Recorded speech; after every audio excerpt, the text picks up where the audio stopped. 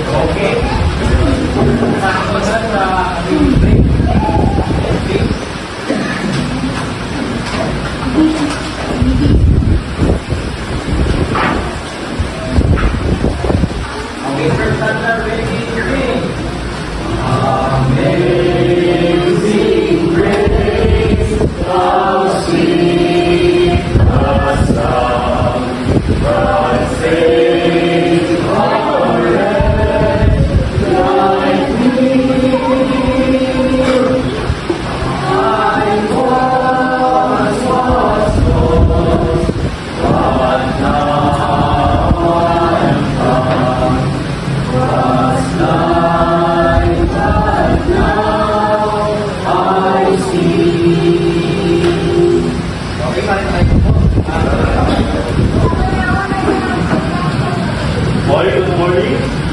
Okay, let's open our Bible on Matthew chapter 6, verse 33. The Bible says, "But seek ye first the kingdom of God and all these things, and his righteousness, and all these things shall be added unto you." The Bible wants us to know that we need to put God first in our life.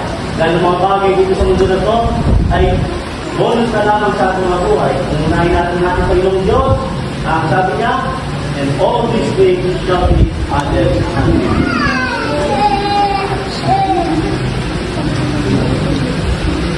Amen. Amen. Pagkatapos sa bahay-sambahan, ay diretso na umuwi ang limayo batang. Habang kumakain ng kanilang pananghalian, ay biglang kinausap ni Rex ang kanyang ama patungkol sa nalalamit niyang kaarawan.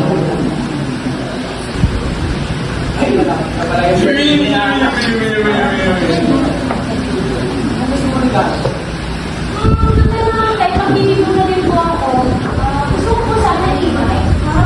Hindi mo po around the world. Natin ang review. So, ayun po ba, si tatay may trabaho. Saka 2 weeks pa naman, bakit pwede ko maipon na yan? Ano ba? Dahil, ang prayer, kailangan ginagawa, hindi lang tumawa. Ano ba yan?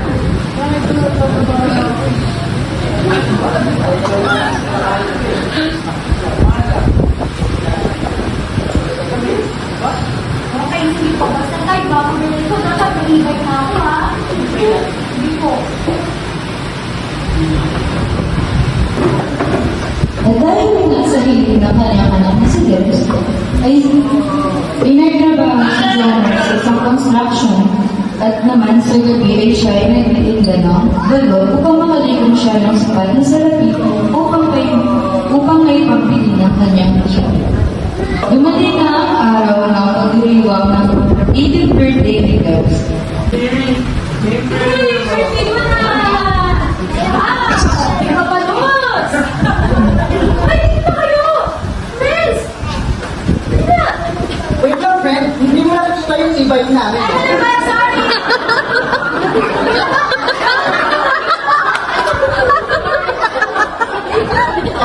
Park. Pipit with friend. Or yung e-bike ko. Wala ka doon, no? Hoy! Magkakaroon ko yung nilaligalo ng tatay mo sa akin. Alam niyo kung kaya kayo dyan, may siya kayo dyan, tapos kamay magbabalot mo. Sige, friend. Pero alam mo naman sa friendship natin, aesthetic kami. So, dapat aesthetic kami. Ayaw namin ang friend na walang e-bike. Ang cool na. Alam niyo, yung yung e-bike ko, makikita niyo. Sige, pakain na kayo doon. Sige, tara na tayo. Anak mo? Ganyan yung spaghetti, makamawag na. Naglagay ko naman ng sinasa. Ganyan yung friend natin, di aesthetic. Pagkilikod, malagya. Ay, gusto siya, no? Pati siya kayo masarap.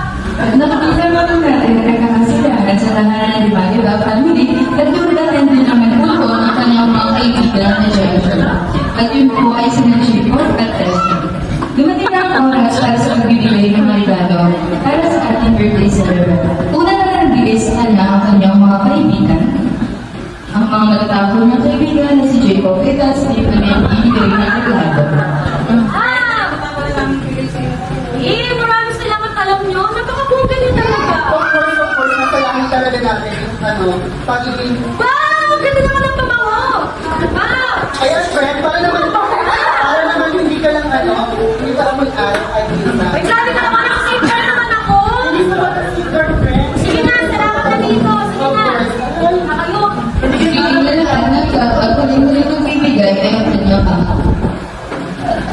Ay, Ninong! Yes po, Ninong! Sa birthday ko!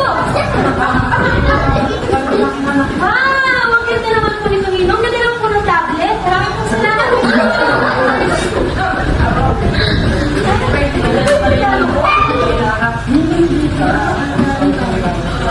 Tay, di ba nilipad po yung nire-request ko? Hanap ko yung libro. Hindi nga po ako nagpapasa eh. Kaya lang yung pinapahiya niyo ko sa harap ng mga kaibigan ko. Ayoko sa inyo! Ayoko sa inyo! Tungkol si Jomar sa ginawa ng kanyang anak at siya yumuko sa isang tabi upang pagpalaglayan kung bakit ay ganun ang reaksyon ng kanyang anak.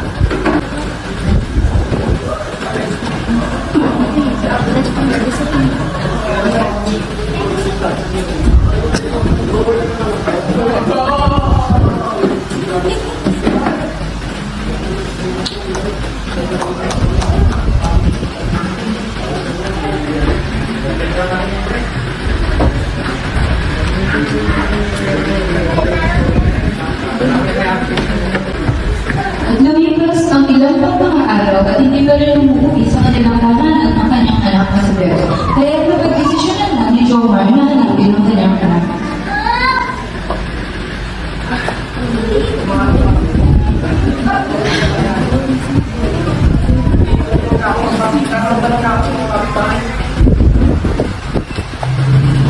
Nak, tao po? Nakita niyo po ba ang kaisa-isa na? Or pangalan ng anak?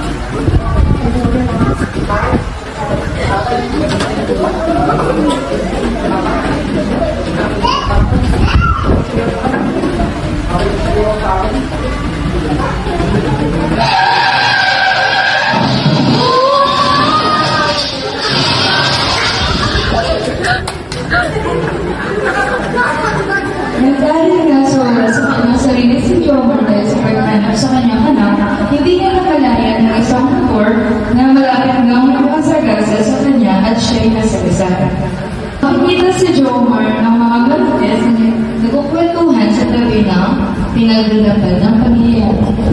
Ala, kawawa naman siya. Tawawag tayo sa lolo.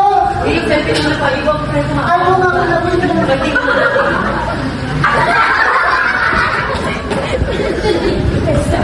Looking for help, may nasagasaan dito sa may 161 Land 28 Northgate 15 Tutuy, Angeles City. Send help ASAP. At habang natutulog sa isang park si Debs, ay kanyang makikita ang kanyang ninong na si Jan.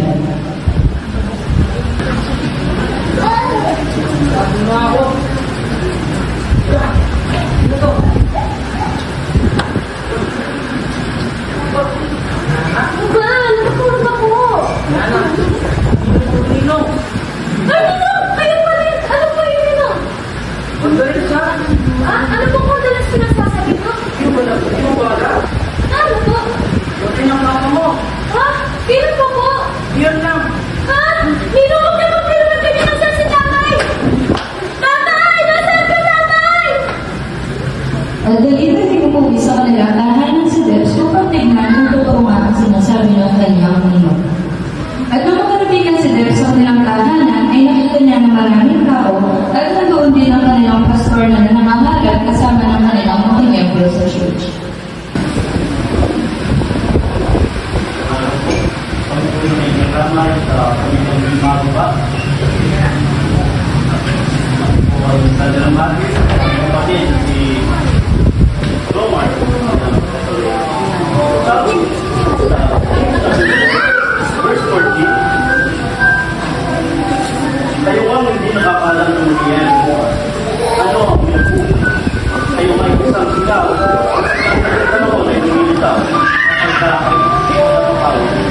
Walang nakakaalam ng nangyayari sa ating lupa. At hindi din natin alam kung kailan tayo mahuli ng ating payuso. At so ating worship, pagmamayan ay hindi natin matatagal. Dahil ang ating kapatid na si Brother Lomar, kung nakakalam, ay napakalam sa pa. Kaya ngayon, tayo ay kapwa-kapwa ng kapwa.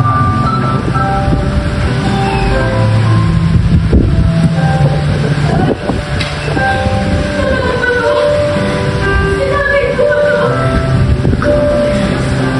Tatay, mamamit ka ng tatay! Sabihin mo yung tatay!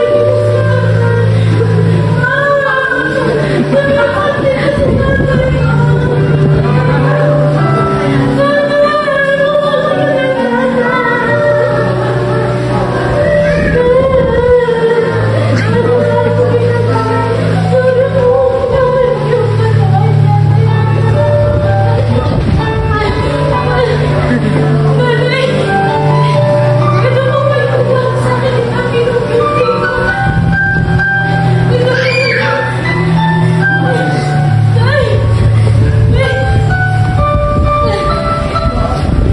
Pero po siya iniwan na iniwan.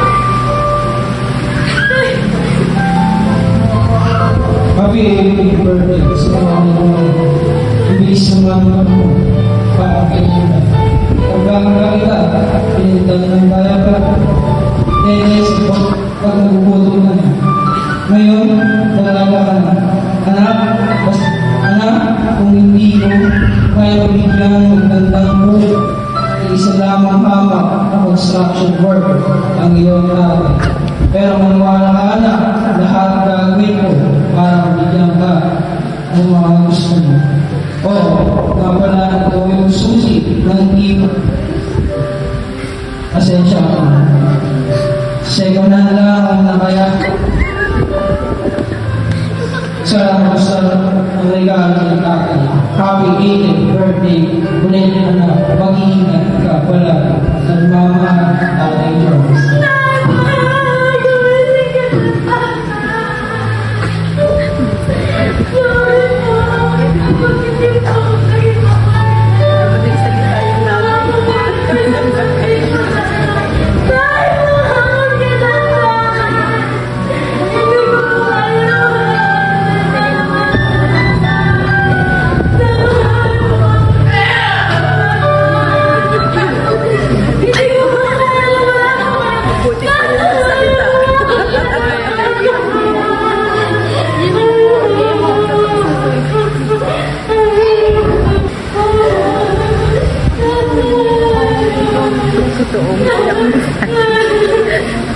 Hindi natin alam kung ano kailan ng buhay ng tao.